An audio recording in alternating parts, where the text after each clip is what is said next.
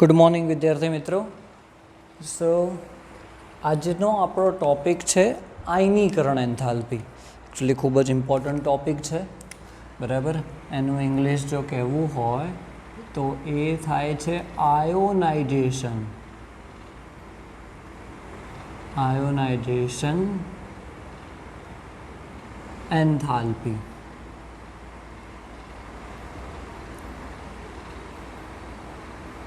Ionisation enthalpy, બરાબર. Delta આઈ છે આયોનાઇઝેશનનો, એન્થાલ્પીનો symbol થાય છે એચ, એટલે ડેલ્ટા આઈ એચ એ થશે આયનીકરણ એન્થાલ્પીનો સિમ્બોલ, બરાબર. સૌ પ્રથમ તો આપણે વ્યાખ્યા જોઈશું કે આયનીકરણ એન્થાલ્પી એટલે શું. એકચ્યુઅલી આપણે એસ વિભાગના તત્વો જોયા હતા, એની અંદર આપણે જોઈ જ ગયા હતા કે એની વ્યાખ્યા શું છે. તો પણ ફરી એક વખત કે કોઈ પણ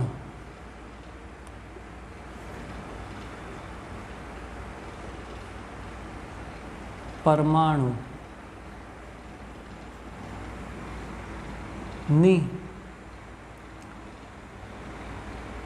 બાહ્યતમ કક્ષામાંથી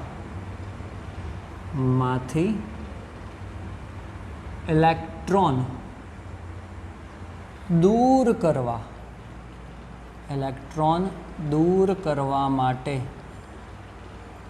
આપવી પડતી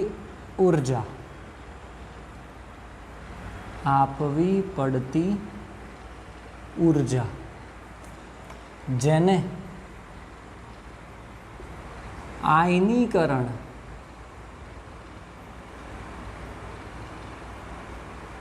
એન્થાલ્પી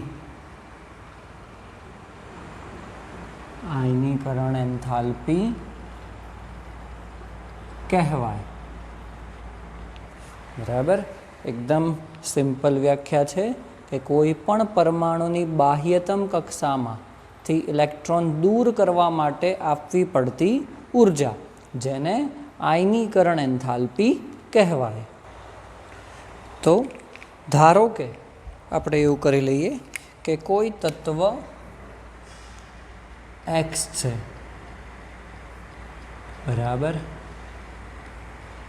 અને આપણે એને વાયુ સ્વરૂપમાં લઈ લઈએ છીએ. તેમાંથી ઇલેક્ટ્રોન દૂર થશે તો તેના ઉપર કયો વીજભાર આવશે? +1 વીજભાર આવશે, બરાબર. અને શું થયું? એને ઇલેક્ટ્રોન દૂર કર્યો. ઓકે, આપણી વ્યાખ્યા શું છે? ફરીથી, કોઈ પણ પરમાણુની બાહ્યતમ કક્ષામાંથી ઇલેક્ટ્રોન દૂર કરવા માટે આપવી પડતી ઉર્જા જેને આપણે આયનીકરણ એન્થાલ્પી કહીએ છીએ, બરાબર. તો કોઈ પણ પરમાણુ એક્સ લીધો, કોઈ પણ એમાંથી ઇલેક્ટ્રોન દૂર થયો તો ધન વીજભારિત બનશે, બરાબર. તો અહીંયા જે પણ ઉર્જા હશે, ઓકે, બરાબર, જેમ કે આપણે લખીએ કે ડેલ્ટા આઈ એચ આયનીકરણ એન્થાલ્પીનું મૂલ્ય અહીંયા જે પણ હોય એ એકમ આવશે જૂલ, બરાબર. જે પણ હોય કોઈ પણ તત્વ લઈએ, બરાબર. તો એકદમ સિમ્પલ વ્યાખ્યા છે. થોડું વધારે ડિટેલમાં જઈએ કે પરમાણુ છે એની અંદરથી આપણે પ્રથમ ઇલેક્ટ્રોન દૂર કરીએ છીએ, બરાબર. કે પરમાણુની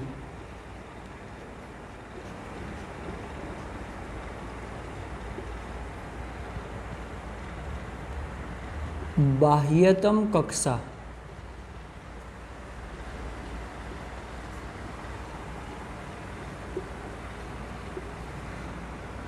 માંથી પ્રથમ ઇલેક્ટ્રોન દૂર કરવા માટે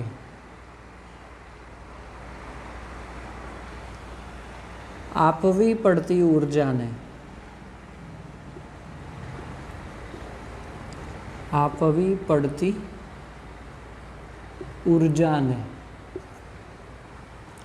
શું કહેવામાં આવે છે? તો પ્રથમ આયનીકરણ એન્થાલ્પી, એને આપણે કહીશું પ્રથમ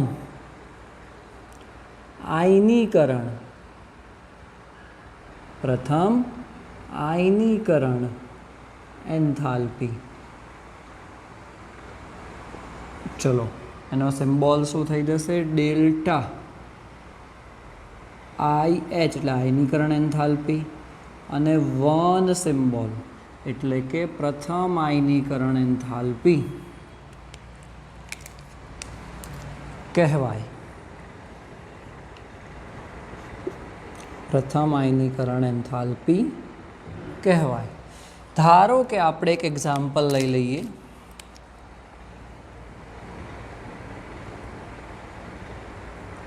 ચલો આપણે મેગ્નેશિયમ લઈએ છીએ. મેગ્નેશિયમમાંથી આપણે એક ઇલેક્ટ્રોન દૂર કરીએ છીએ તો શું બનશે?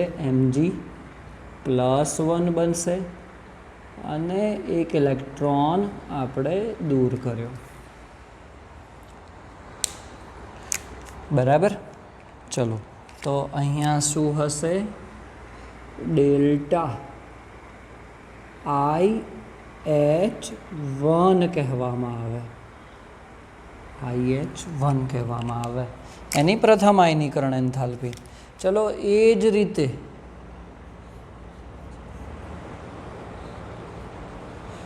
દ્વિતીય ઇલેક્ટ્રોન દૂર કરવા માટે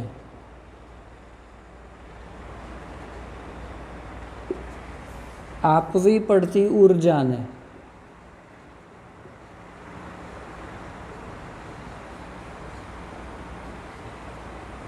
દ્વિતીય ઇલેક્ટ્રોન દૂર કરવા માટે આપવી પડતી ઊર્જાને આપણે શું કહીશું?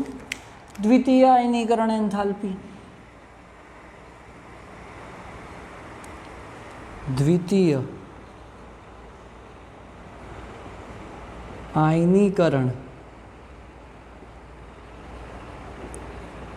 એન્થાલ્પી જેનો સિમ્બોલ આપણે શું કહીશું? Delta IH2. ડેલ્ટા IH2 કહેવાય. બરાબર. ચલો એમાં એક્ઝામ્પલ તરીકે આપણે લઈએ આ જ ઉપરનું જ એક્ઝામ્પલ કે જેમાં Mg+1 છે, જેમાં ઓલરેડી એક ઇલેક્ટ્રોન દૂર થઈ ચૂક્યો છે. તો શું કરીએ છીએ આપણે? Mg+2 બનાવીએ છીએ. હજી એક ઇલેક્ટ્રોન દૂર કરીએ છીએ. તો અહીંયા આ જે એન્થાલ્પી આવશે એ કઈ હશે? Delta IH2. દ્વિતીય આયનીકરણ એન્થાલ્પી. હવે આપણને એક ક્વેશ્ચન થાય કે અહીંયા તો બે આયનીકરણ એન્થાલ્પી થઈ, પ્રાથમિક આયનીકરણ એન્થાલ્પી, દ્વિતીય આયનીકરણ એન્થાલ્પી.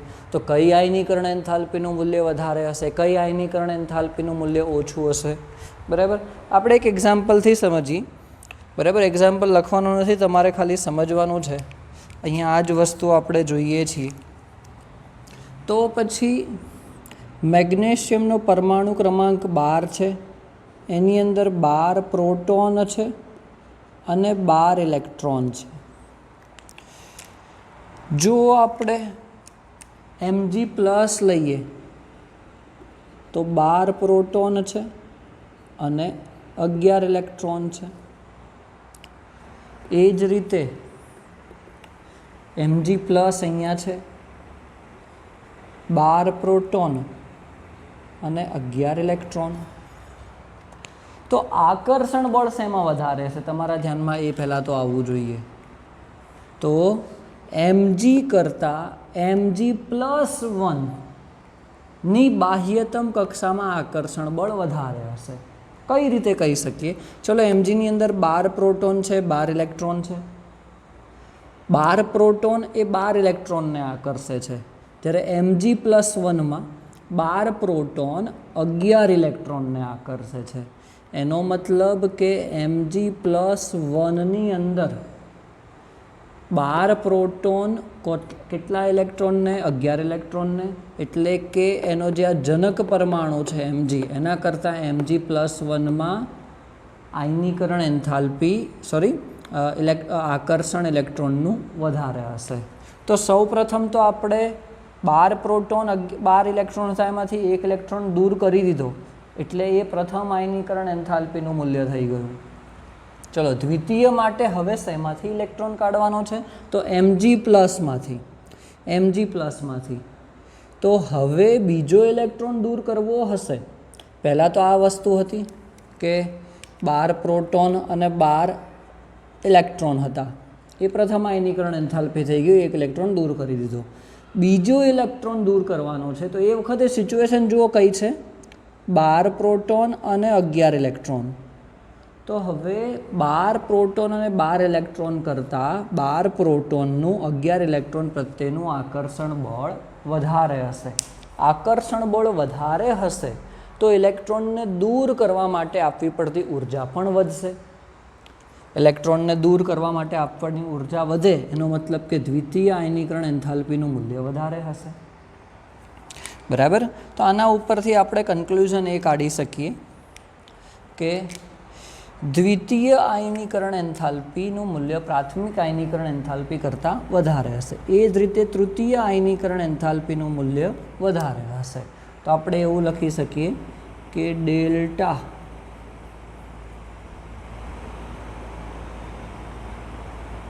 અહીં આપણે એવું લખી શકીએ કે ડેલ્ટા IH1 એના કરતાં ડેલ્ટા IH2નું મૂલ્ય વધારે હશે. એના કરતાં ડેલ્ટા IH3નું મૂલ્ય, હજી ત્રીજો ઇલેક્ટ્રોન દૂર કરવો હશે તો ઉર્જા વધારે જોઈશે. ચોથો ઇલેક્ટ્રોન દૂર કરવો હશે તો ઉર્જા વધારે જોઈશે. તો એમ જેમ જેમ ઇલેક્ટ્રોન દૂર કરીશું તેમ ત્યાર પછીનું જે પણ આયન બને છે તેની અંદરથી ફરીથી જે ઇલેક્ટ્રોન જો દૂર કરવો હોય તો ઉર્જાનું મૂલ્ય કેવું થશે? વધારે થશે. તો ઉર્જાનું મૂલ્ય વધારે થશે. બરાબર. તો આપણે બીજી એક વસ્તુ આના ઉપરથી લખી શકીએ કે જે ખૂબ જ ઇમ્પોર્ટન્ટ લાઈન છે કે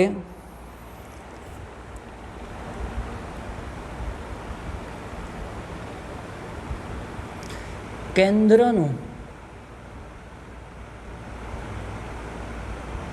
ઇલેક્ટ્રોન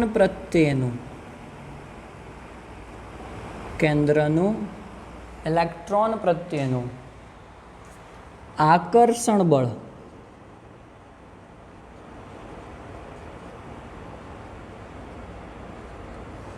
વધે. હું આને રિલેટ કરું છું પરમાણ્વીય ત્રિજ્યા સાથે. યાદ રાખજો, આકર્ષણ બળ વધે તો શું થતું હતું? ત્રિજ્યા ઘટતી હતી. યાદ કરો, આને હું રિલેટ કરું છું પરમાણ્વીય ત્રિજ્યા આપણે જોયું હતું, જેની અંદર આકર્ષણ બળ વધે તો તેમ ત્રિજ્યા ઘટે, અને આકર્ષણ બળ વધે તો પછી ઇલેક્ટ્રોનને, આકર્ષણ બળ વધારે છે તો ઇલેક્ટ્રોનને દૂર કરવા માટે આપવી પડતી ઉર્જા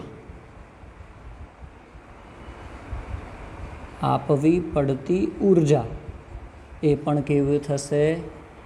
વધશે. બરાબર. આ લાઈન ખૂબ જ ઇમ્પોર્ટન્ટ છે અને સમજવા માટે કે કેન્દ્રનું ઇલેક્ટ્રોન પ્રત્યેનું આકર્ષણ બળ વધે તેમ ત્રિજ્યા ઘટે અને ઇલેક્ટ્રોનને દૂર કરવા માટે આપવી પડતી ઉર્જા વધે તેના કારણે. બરાબર. તો આના આધારે હવે આપણે આવર્તમાં, સમૂહમાં આયનીકરણ એન્થાલ્પી કઈ રીતે ફેરફાર થાય છે તેના વિશે ચર્ચા કરીશું. પરંતુ આ લાઈન તમને કીધું એ પ્રમાણે ખૂબ જ અગત્યની છે કે કેન્દ્રનું ઇલેક્ટ્રોન પ્રત્યેનું આકર્ષણ બળ વધે તેમ ત્રિજ્યા ઘટશે. આપણે કોરિલેટ કરીએ છીએ ત્રિજ્યા અને આયનીકરણ એન્થાલ્પીને. તો ઇલેક્ટ્રોનને દૂર કરવા માટે, એટલે કે આપણે શું કરીએ છીએ? ઇલેક્ટ્રોનને દૂર જ કરવો છે, તો તો આપવી પડતી ઉર્જા એટલે કે આયનીકરણ એન્થાલ્પી કેવી થશે? વધશે. શું થશે? વધશે. બરાબર. તો આપણે હવે એની અંદર જોઈએ કે સ્પેસિફિકલી આવર્તમાં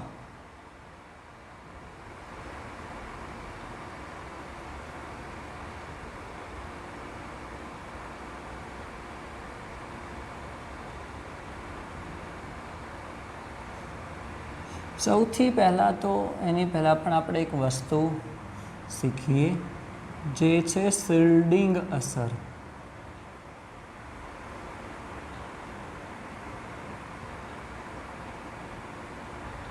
અથવા તો ચલો ને એને પછી જ રાખીએ. સૌથી પહેલાં આપણે આવર્તમાં શીખી લઈએ કે શું થાય છે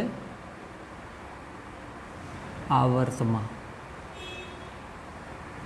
જેમ આપણે પરમાણવીય ત્રિજ્યા માટે કર્યું હતું એ જ વસ્તુ અહીંયા જોવાના છીએ કે આવર્તમાં આપણે ડાબી બાજુથી જમણી બાજુ તરફ જઈશું. શું જઈશું? આવર્તમાં ડાબી બાજુથી જમણી બાજુ તરફ જતા.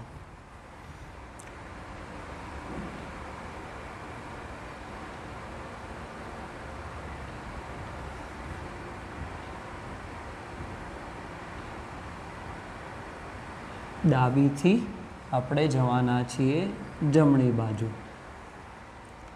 બરાબર. તો હું લખું છું કે ડાબી બાજુથી જમણી બાજુ તરફ જતા આયનીકરણ એન્થાલ્પી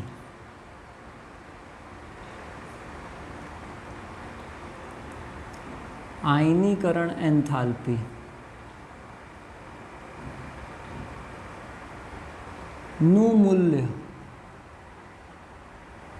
વધે છે. બરાબર. શું થાય છે? આવર્તમાં ડાબી બાજુથી જમણી બાજુ તરફ જતા આયનીકરણ એન્થાલ્પીનું મૂલ્ય વધે છે. હવે કેમ વધે છે એનું આપણે કારણ જોઈએ કે ડાબી બાજુથી જમણી બાજુ તરફ જતા થાય છે શું? તો પરમાણવીય ત્રિજ્યાનું જે એકચ્યુઅલી કારણ હતું એ જ કારણ અહીંયા આવશે કે આવર્તમાં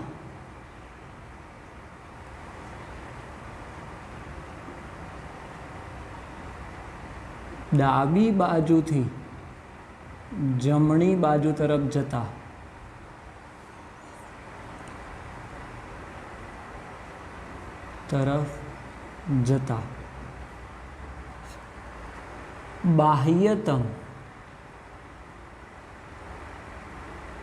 બાહ્યતમ કક્ષા ક્રમાંક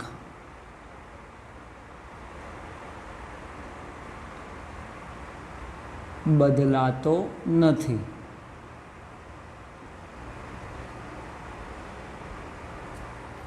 બરાબર.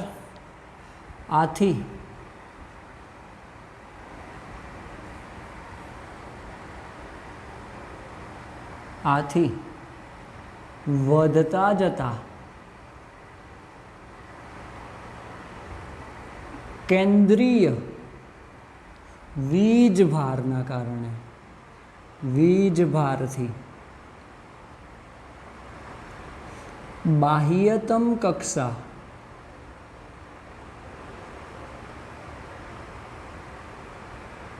માં રહેલા ઇલેક્ટ્રોન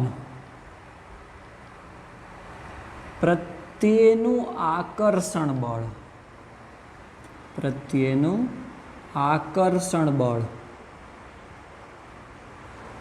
વધતું જાય. આકર્ષણ બળ વધતું જાય.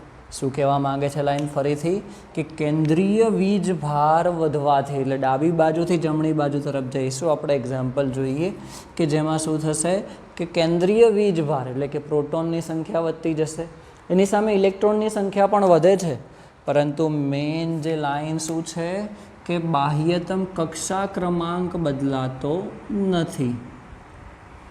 બાહ્યતમ કક્ષા ક્રમાંક બદલાતો નથી. બરાબર. આથી કેન્દ્રનું ઇલેક્ટ્રોન પ્રત્યેનું આકર્ષણ બળ વધે છે આની સાથે આપણે એ કોરિલેટ કરી શકીએ કે તેના કારણે શું થાય છે, ત્રિજ્યા, જે આપણે આ જ રીઝન ભણ્યા હતા ત્રિજ્યાનું, ત્રિજ્યા ઘટે. ત્રિજ્યા શું થાય, ઘટે. અને આયનીકરણ એન્થાલ્પી એટલે કે ડેલ્ટા આઈ એચ શું થશે, વધશે. ડેલ્ટા આઈ એચ એટલે કે આયનીકરણ એન્થાલ્પી વધશે. બરાબર. આ રીઝન છે કે જેના કારણે આયનીકરણ એન્થાલ્પીનું મૂલ્ય ડાબી બાજુથી જમણી બાજુ તરફ જતાં વધે છે. બરાબર. ચલો, તો આપણે કોઈ પણ તમે આવર્ત લઈ લો, એની અંદર આયનીકરણ એન્થાલ્પીનું મૂલ્ય ડાબી બાજુથી જમણી બાજુ તરફ જતાં વધશે. પણ અહીંયા પણ શું થાય છે, થોડાક અપવાદ છે. અપવાદ એ ઇલેક્ટ્રોન રચનાના કારણે છે. અપવાદ કોના કારણે છે, ઇલેક્ટ્રોન રચનાના કારણે. એ આપણે જોઈએ હવે. અપવાદ જોતાં પહેલાં આપણે આવર્તમાં જોયું છે, તો એ જ વસ્તુ આપણે સમૂહમાં જોઈ લઈએ, ત્યારબાદ આપણે અપવાદ જોઈએ અને એની સાથે બીજા અમુક ટોપિક પણ જોવાના છે. તો સમૂહમાં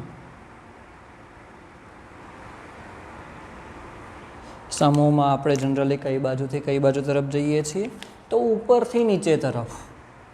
સમૂહમાં ઉપરથી નીચે તરફ જતા. બરાબર. તો આપણે લખી શકીએ સમૂહમાં ઉપરથી નીચે તરફ જતા આયનીકરણ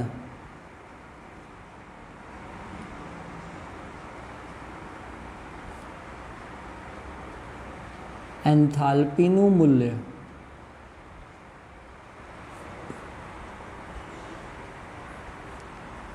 ઘટે છે. બરાબર. શું થાય છે કે આયનીકરણ એન્થાલ્પીનું મૂલ્ય ઘટે છે. હવે કેમ ઘટે છે એનું રીઝન પણ એકદમ સિમ્પલ છે કે ત્રિજ્યા વધશે એટલે કે ઇલેક્ટ્રોન પ્રત્યેનું આકર્ષણ બળ ઘટશે, તો આયનીકરણ એન્થાલ્પી પણ ઘટશે. આપણે સિમ્પલ એવું રીઝન લખી શકીએ કે સમૂહમાં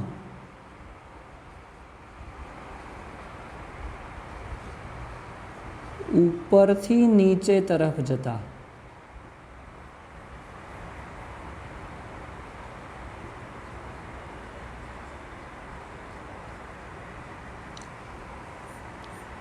ત્રિજ્યા વધે છે. બરાબર. એટલે કે કેન્દ્રનું બાહ્યતમ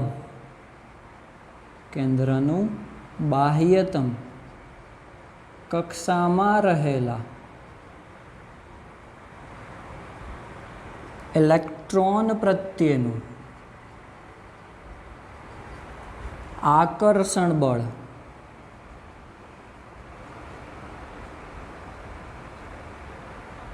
ઘટે છે. આકર્ષણ બળ ઘટશે તો તેના આધારે આપણે લખી શકીએ કે આયનીકરણ એન્થાલ્પી ડેલ્ટા આઈ એચનું મૂલ્ય શું થશે, ઘટશે. બરાબર. તો આ એક ટ્રેન્ડ થઈ ગયો આવર્તમાં અને સમૂહમાં. આવર્તમાં ડાબીથી જમણી તરફ જતાં આયનીકરણ એન્થાલ્પીનું મૂલ્ય વધશે અને સમૂહમાં ઉપરથી નીચે તરફ જતાં આયનીકરણ એન્થાલ્પીનું મૂલ્ય ઘટે છે. બરાબર. આ તો થઈ ગઈ વાત. હવે આપણે અપવાદની વાત કરીએ છીએ એ પહેલાં એક અસર સમજવી જરૂરી છે અને એ અસરનું નામ છે, આની જ અંદર ટોપિક છે જેનું નામ છે શિલ્ડિંગ અસર.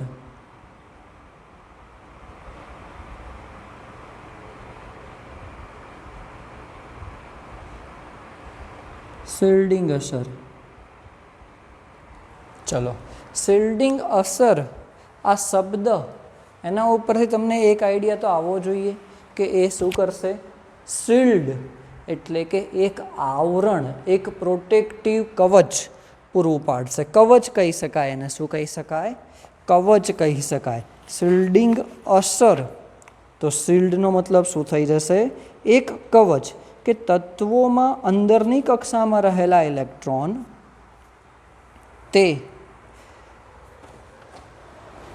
શું કહી શકાય આને? કે તત્વોમાં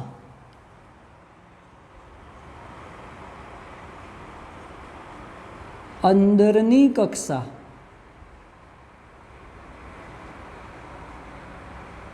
માં રહેલા ઇલેક્ટ્રોન તત્વોની બાહ્યતમ કક્ષામાં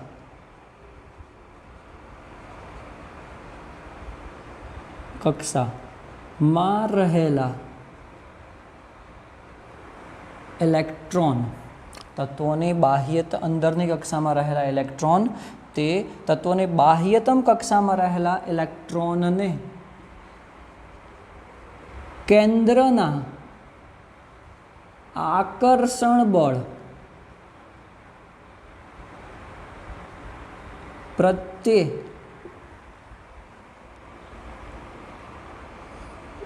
શિલ્ડ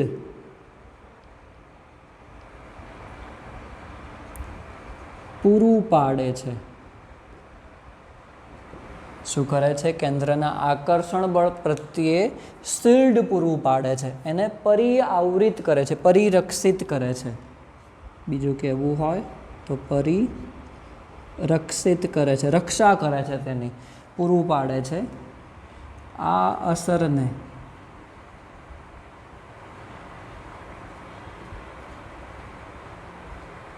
શિલ્ડિંગ અસર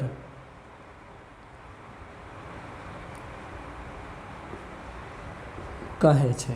શું કહેવામાં આવે છે? આ અસરને શિલ્ડિંગ અસર કહે છે.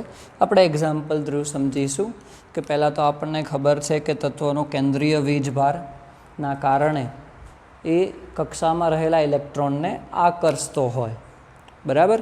પરંતુ અંદરની કક્ષામાં રહેલા ઇલેક્ટ્રોન એ શું કરે છે? બહારની કક્ષામાં રહેલા ઇલેક્ટ્રોન પ્રત્યેનું આકર્ષણ બળ ઘટાડે છે. આ જે અસર છે તેને શું કહેવામાં આવે છે? શિલ્ડિંગ અસર કહેવામાં આવે છે, બરાબર. આપણે જોઈએ દાખલા તરીકે, ચલો સોડિયમ પરમાણુ લઈએ છીએ. એની ઇલેક્ટ્રોન રચના છે 1s2 2s2 2p6 3s1, બરાબર. જો મારે એને બતાવવું હોય કક્ષાના સ્વરૂપમાં તો આ રીતે બતાવી શકાય. આ પહેલી કક્ષા છે, આ બીજી કક્ષા થશે અને આ ત્રીજી કક્ષા થશે, બરાબર. આ n બરાબર 1 લખી દઈએ, આ n બરાબર 2 અને n બરાબર 3. ચલો, તો પહેલી કક્ષા છે ત્યાં 1s આવેલી છે, બીજી કક્ષાની અંદર 2s કક્ષા અને 2p કક્ષા છે, ત્રીજી કક્ષાની અંદર 3s 3p અને 3d કક્ષા હોય છે, પરંતુ આપણને તો ખાલી 3s સુધીનું જ કામ છે. હવે જો આપણે ઇલેક્ટ્રોન જોઈએ તો પહેલી કક્ષામાં 2 ઇલેક્ટ્રોન આવી ગયા, આ એક ઇલેક્ટ્રોન, આ બીજો ઇલેક્ટ્રોન, બરાબર. બીજી કક્ષાની અંદર કેટલા છે? 2 અને 6 8 ઇલેક્ટ્રોન, આ 1 2 3 4 5 6 7 અને 8. અને ત્રીજી કક્ષા એની અંદર એક જ ઇલેક્ટ્રોન છે, હું અહીંયા કહી દઉં છું, આ એક ઇલેક્ટ્રોન. તો હવે આપણે ક્લિયરલી જોઈ શકીએ કે જો આ કેન્દ્ર છે એ દરેક ઇલેક્ટ્રોનને આકર્ષે છે, પણ આપણે બીજા ચેપ્ટરમાં ભણ્યા હતા જે કક્ષા નજીક હશે તેની પ્રત્યેનું આકર્ષણ બળ વધારે હશે, કેમ કે ડાયરેક્ટ કોઈ વચ્ચે જ નહીં આવે. હવે કક્ષા 2 માટે n બરાબર 2 માટે 1 શું કરશે? એક ઢાલ, એક શિલ્ડ પૂરું પાડશે, વચ્ચે આવી જશે. એ જ રીતે બાહ્યતમ કક્ષા કઈ થશે? અહીંયા 3s થશે, n બરાબર 3 થશે, બરાબર. તો હવે આ n બરાબર 3માં જે આ એક ઇલેક્ટ્રોન રહેલો છે કેન્દ્રનું આકર્ષણ બળ ત્યાં લાગતું હશે, પરંતુ એને વચ્ચે કઈ કઈ કક્ષા આવી ગઈ હશે, 1s 2s 2p કક્ષા એને વચ્ચે નડશે. તો એવું કહી શકાય કે 3s ને 1s 2s અને 2p એ શિલ્ડ પ્રોવાઈડ કરે છે. કોનાથી? તો કેન્દ્રના આકર્ષણ બળથી. કેન્દ્રના આકર્ષણ બળથી શું કરે છે? એ શિલ્ડ પ્રોવાઈડ કરે છે. બરાબર. તો આ જે તમારી કક્ષા થઈ ગઈ 1s 2s અને 2p, આ શું થઈ જશે? શિલ્ડ થઈ જશે એક પ્રકારના. કોના પ્રત્યેનું? તો 3s પ્રત્યેનું, કે 3sમાં રહેલા ઇલેક્ટ્રોનને એ શિલ્ડ પ્રોવાઈડ કરે છે, એવું કહી શકાય. બરાબર. કે અહીંયાથી ઇલેક્ટ્રોનને આકર્ષવો હોય તો વચ્ચે n બરાબર 1 અને n બરાબર 2 ધરાવતી બધી જ કક્ષકો વચ્ચે નડશે અને વચ્ચે આવી જશે. તો આ જે અસર છે જેના કારણે શું થાય છે કે કેન્દ્રનું બાહ્યતમ કક્ષા પ્રત્યેનું આકર્ષણ બળ કેવું થાય છે? ઘટે છે. એ અસર કઈ છે? આપણી શિલ્ડિંગ અસર છે. બરાબર. શિલ્ડિંગ અસર જેમ વધારે એમ કેન્દ્રનું બાહ્યતમ કક્ષા પ્રત્યેનું આકર્ષણ બળ ઓછું. તો એના ઉપરથી આપણે સમૂહમાં સરળતાથી સમજી શકીશું. તો અહીંયા આપણે એક વાક્ય લખી નાખીએ કે શિલ્ડિંગ અસર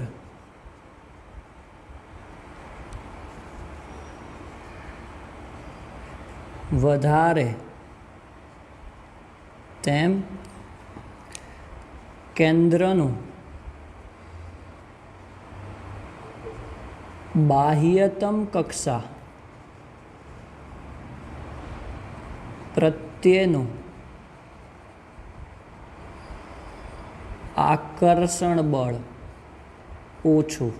કેન્દ્રનું બાહ્યતમ કક્ષા પ્રત્યેનું આકર્ષણ બળ ઓછું. બરાબર. આ વસ્તુ સમજવાની છે તમારે કમ્પ્લીટ, કે શિલ્ડિંગ અસર વધારે થશે તો કેન્દ્રનું બાહ્યતમ કક્ષા પ્રત્યેનું આકર્ષણ બળ ઓછું થશે. તો તેના ઉપરથી આપણે શું લખી શકીએ?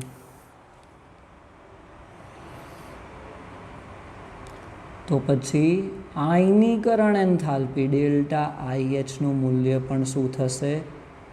ઓછું થશે. બરાબર. શું થશે? ડેલ્ટા IH આયનીકરણ એન્થાલ્પીનું મૂલ્ય પણ શું થશે? ઓછું થશે. તો શિલ્ડિંગ અસર જેમ વધારે તેમ કેન્દ્રનું બાહ્યતમ કક્ષા પ્રત્યેનું આકર્ષણ બળ ઓછું અને ફાઇનલી તેના કારણે આયનીકરણ એન્થાલ્પીનું મૂલ્ય વધારે. બરાબર.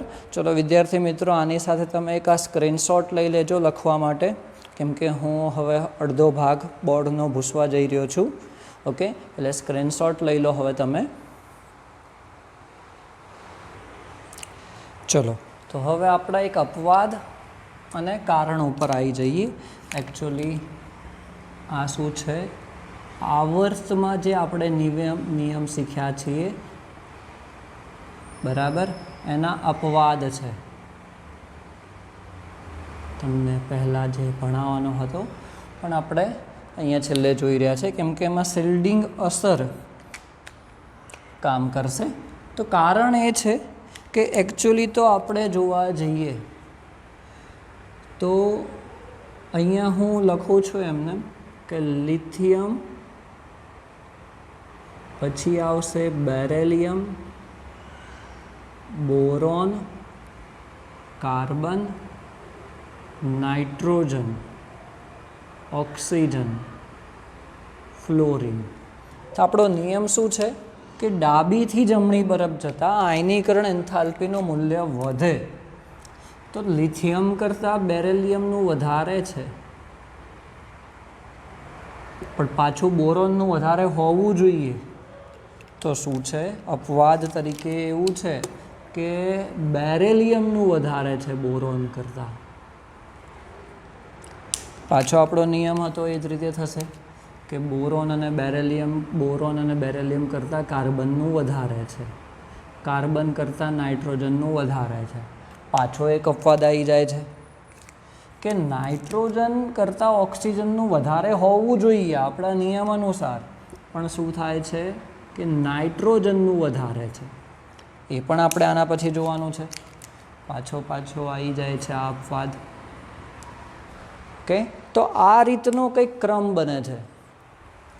હવે તમને આ ક્વેશ્ચન કહી દઉં તો નીટ 2019માં આ ક્વેશ્ચન પૂછાયો હતો.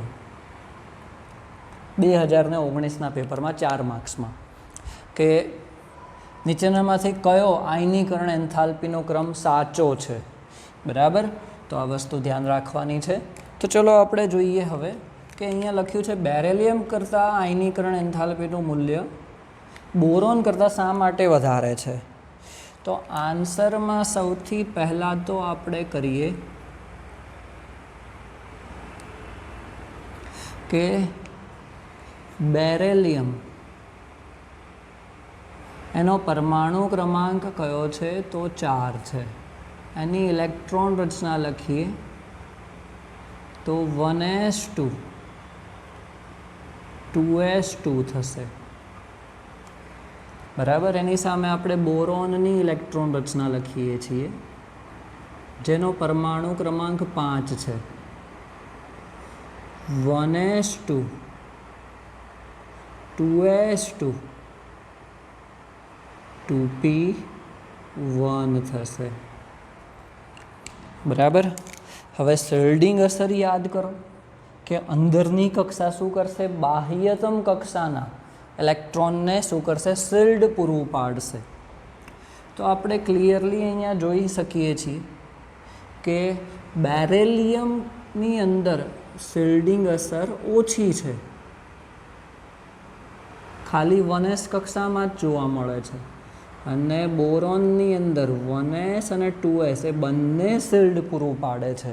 શું થાય છે, બેરેલિયમની અંદર ખાલી 1s કક્ષા જ છે, જ્યારે બોરોનની અંદર શિલ્ડિંગ અસર વધારે છે.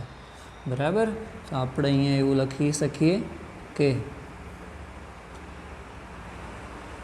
બેરેલિયમ કરતાં બોરોનમાં વધુ શિલ્ડિંગ અસર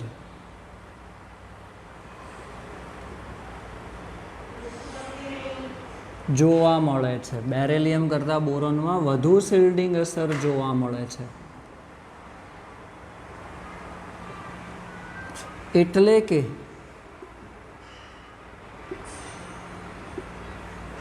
ટુએસ કરતાં 2pમાં રહેલા ઇલેક્ટ્રોન પ્રત્યેનું 2pમાં રહેલા ઇલેક્ટ્રોન પ્રત્યેનું આકર્ષણ બળ ઓછું હશે.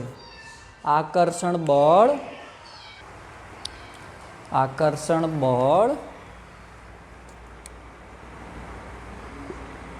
ઓછું હશે. આથી ઇલેક્ટ્રોન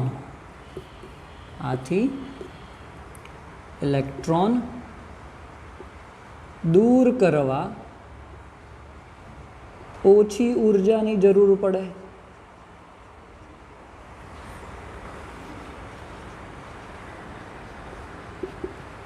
આથી ઇલેક્ટ્રોન દૂર કરવા ઓછી ઉર્જાની જરૂર પડે. બરાબર, આના કારણે આપણે કહી શકીએ કે બોરોન કરતાં બેરેલિયમ એની આયનીકરણ એન્થાલ્પીનું મૂલ્ય વધારે છે, ΔIH. બરાબર, ચલો એ જ રીતે આપણે બીજું કારણ આપીશું. એમાં કંઈક અલગ જ રીઝન થઈ જશે, કારણ કે એમાં શિલ્ડિંગ અસર તો સેમ જ જોવા મળશે કે નાઇટ્રોજનની આયનીકરણ એન્થાલ્પી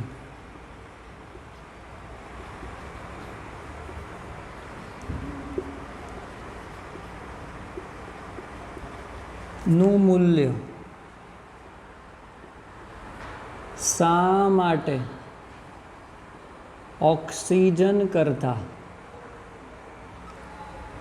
વધુ છે?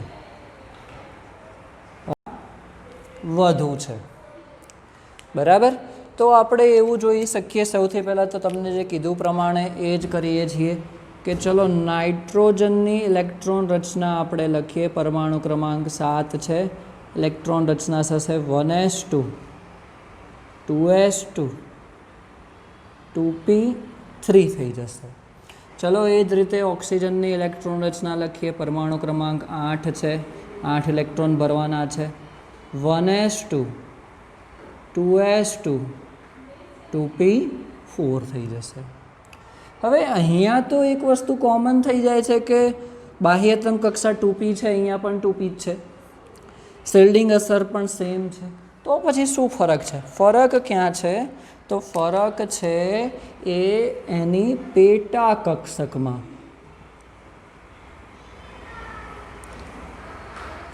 જો આપણે પેટા કક્ષક જોઈએ તો અહીંયા નાઇટ્રોજનમાં શું થશે?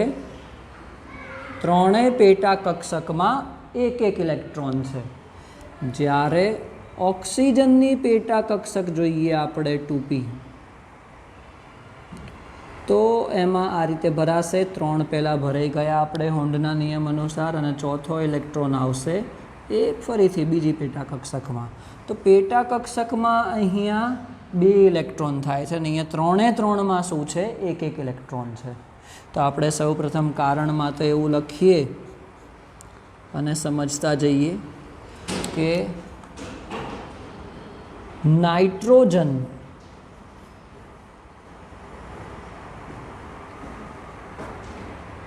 ની 2p કક્ષા, નાઇટ્રોજનની 2p કક્ષામાં તેની દરેક પેટા કક્ષકમાં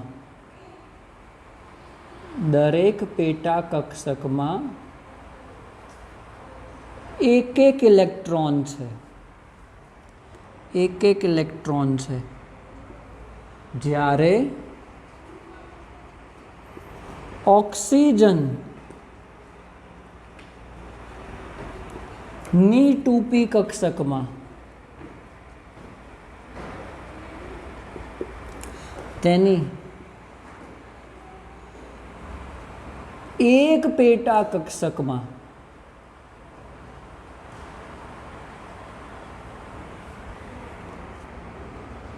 બે ઇલેક્ટ્રોન છે. બરાબર. એક પેટા કક્ષકમાં શું થાય છે? 2 ઇલેક્ટ્રોન થાય છે. તો પછી એવું કહી શકીએ કે પેટા કક્ષકમાં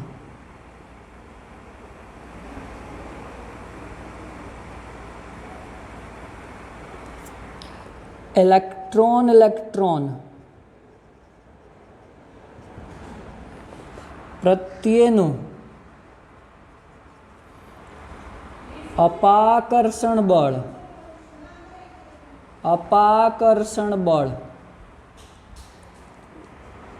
વધારે હોય. પેટા કક્ષકમાં ઇલેક્ટ્રોન પ્રત્યેનું અપાકર્ષણ બળ, કેમ કે અહીંયા 3 અલગ અલગ પેટા કક્ષકમાં છે કે એક છે 2px માં છે, એક 2py માં છે, એક 2pz માં છે. નાઇટ્રોજનમાં. ઓક્સિજનમાં શું થાય છે? એક 2px 2py અને 2pz જો જોવા જઈએ તો 2px માં 2 ઇલેક્ટ્રોન છે. હવે ઇલેક્ટ્રોનનો વીજભાર તો સમાન હોય, તો સમાન વીજભાર વચ્ચે અપાકર્ષણ થાય. તો જે નાઇટ્રોજનમાં અપાકર્ષણ જોવા મળે એના કરતાં ઓક્સિજનમાં અપાકર્ષણ બળ વધુ જોવા મળે છે. શું થાય છે? પેટા કક્ષકોમાં ઇલેક્ટ્રોન પ્રત્યેનું અપાકર્ષણ બળ વધારે હોય. શું હોય? વધારે હોય. તો હવે આપણે આના ઉપરથી એવું લખી શકીએ કે આમ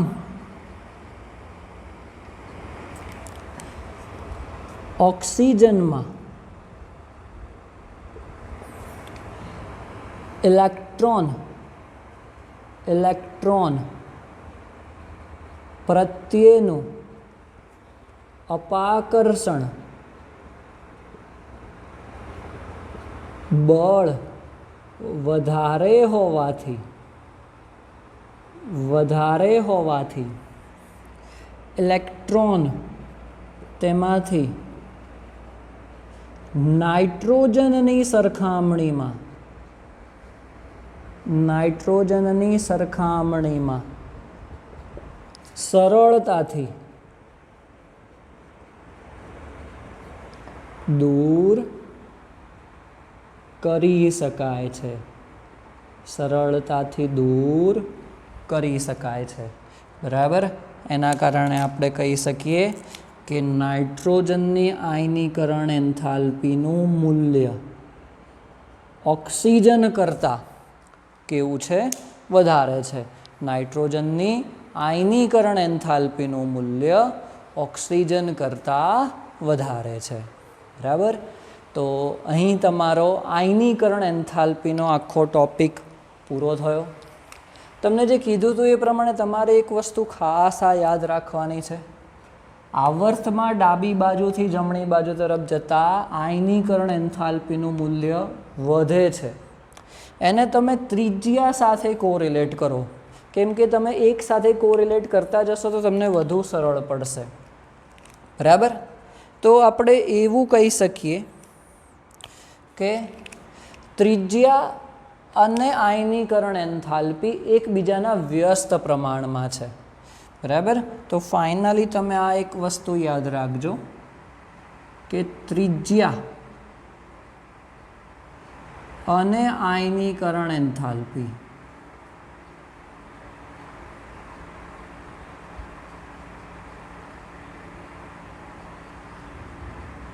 એકબીજાના વ્યસ્ત પ્રમાણમાં હોય છે. આપણે એક સાથે બધા જ ટોપિક પરમાણુવીય ત્રિજ્યા જે જોઈ હતી એની સાથે જ આપણે આ કોરિલેટ કરીએ છીએ કે આયનીકરણ એન્થાલ્પી. તમે જોઈ શકો છો ડાબી બાજુથી જમણી બાજુ તરફ જતા શું થતું હતું? ત્રિજ્યા ઘટતી હતી. આવર્તમાં ડાબી બાજુથી જમણી બાજુ તરફ જતાં ત્રિજ્યા ઘટતી હતી. તો આયનીકરણ એન્થાલ્પીનું મૂલ્ય જુઓ, ડાબીથી જમણી તરફ જતાં વધે છે. એનો મતલબ કે વ્યસ્ત પ્રમાણમાં થયું. ચલો ત્રિજ્યા ઉપરથી નીચે તરફ જતાં વધતી હતી. ત્રિજ્યા સમૂહમાં ઉપરથી નીચે તરફ જતાં વધતી હતી. તો આયનીકરણ એન્થાલ્પી જુઓ, સમૂહમાં ઉપરથી નીચે તરફ જતાં તે ઘટે છે. એનો મતલબ એ થયો કે આવર્તમાં અને સમૂહમાં બંનેમાં ત્રિજ્યા અને આયનીકરણ એન્થાલ્પી શું છે? એકબીજાના વ્યસ્ત પ્રમાણમાં છે બરાબર. તો આપણો ટોપિક અહીંયા પૂરો થાય છે આયનીકરણ એન્થાલ્પી. ખાસ કરીને યાદ રાખજો MCQમાં ખૂબ જ વધારે આના ઉપરથી ક્વેશ્ચન પૂછાય છે.